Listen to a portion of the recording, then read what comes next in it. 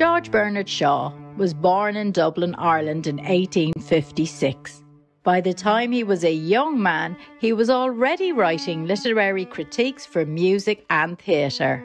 Shaw wrote several novels and then turned to playwriting and essays. George Bernard Shaw became a monumental literary and political figure, writing over 50 plays.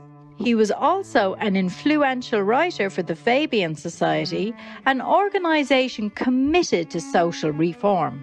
In 1925, he was awarded the Nobel Prize in Literature and later an Academy Award for his adapted screenplay of The Script for Pygmalion. George Bernard Shaw's works were thought-provoking and encouraged the questioning of societal norms in the interest of greater justice for all. As he once said, "Some see things as they are and say, why? I dream things that never were and say, why not?" Shaw applied the same questioning to himself, and he changed to a vegetarian diet after realizing the suffering caused to animals by eating meat. Shaw's noble actions were highlighted by Supreme Master Ching Hai during an interview with the Irish Dog Journal in 2009.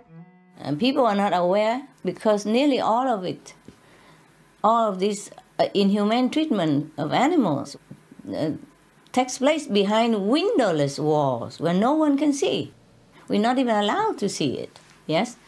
So the renowned Irish playwright and Nobel laureate George Bernard Shaw has said, "I do not want to make my stomach a graveyard of dead animals." You see, the ones who are aware, they don't touch meat, yes. Just like when we are aware, we switch completely.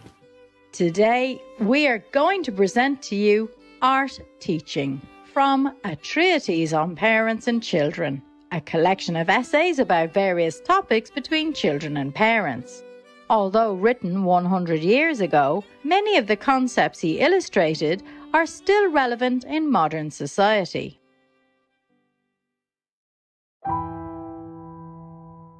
Art Teaching.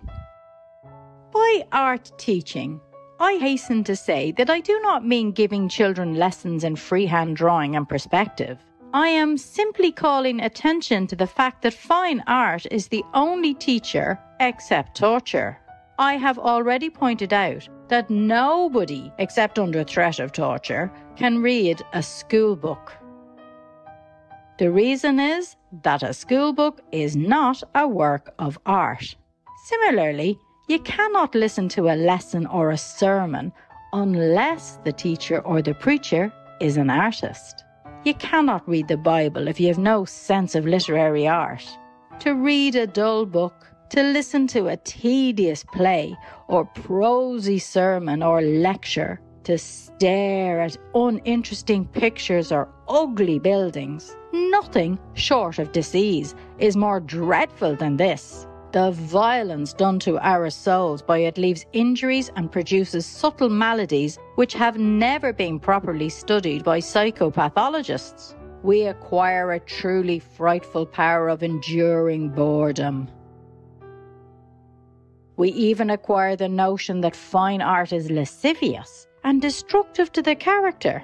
We sit solemnly listening to bores and twaddlers because from the time we could walk or speak, we have been snubbed, scolded, bullied, beaten, and imprisoned whenever we dared to resent being bored or twaddled at, or to express our natural impatience and derision of bores and twaddlers. And when a man arises with a soul of sufficient native strength to break the bonds of this inculcated reverence, and to expose and deride and tweak the noses of our humbugs and panjandrums, like Voltaire or Dickens, we are shocked and scandalised, even when we cannot help laughing.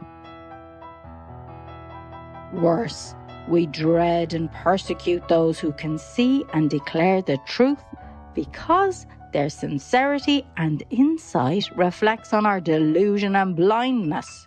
We are all like Nell Gwyn's footman, who defended Nell's reputation with his fists, not because he believed her to be what he called an honest woman, but because he objected to being scorned as the footman of one who was no better than she should be. Fortunately, there are arts that cannot be cut off from the people by bad performances. We can read books for ourselves, and we can play a good deal of fine music for ourselves with the help of a pianola. Nothing stands between us and the actual handwork of the great masters of painting except distance.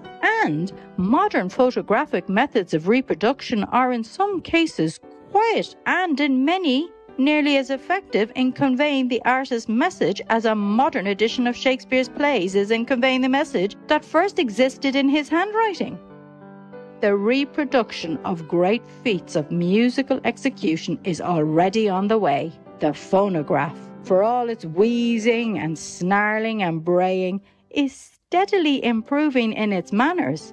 And what with this improvement on the one hand, and on the other that blessed selective faculty which enables us to ignore a good deal of disagreeable noise if there is a thread of music in the middle of it, few critics of the phonograph seem to be conscious of the very considerable mechanical noise set up by choirs and orchestras, we have at last reached a point at which, for example, a person living in an English village where the church music is the only music, and that music is made by a few well-intentioned ladies with the help of a harmonium, can hear masses by Palestrina very passably executed, and can thereby be led to the discovery that Jackson in F and hymns ancient and modern are not perhaps the last word of beauty and propriety in the praise of God.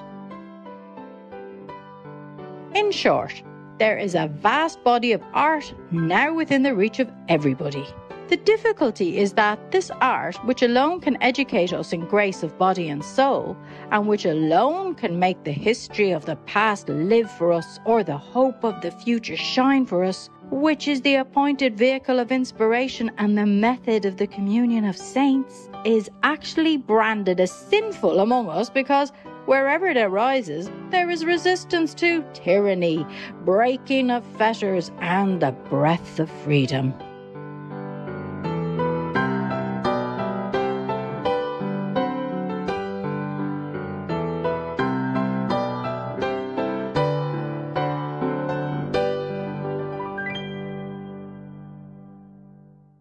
Gentle viewers, thank you for your company today on Words of Wisdom.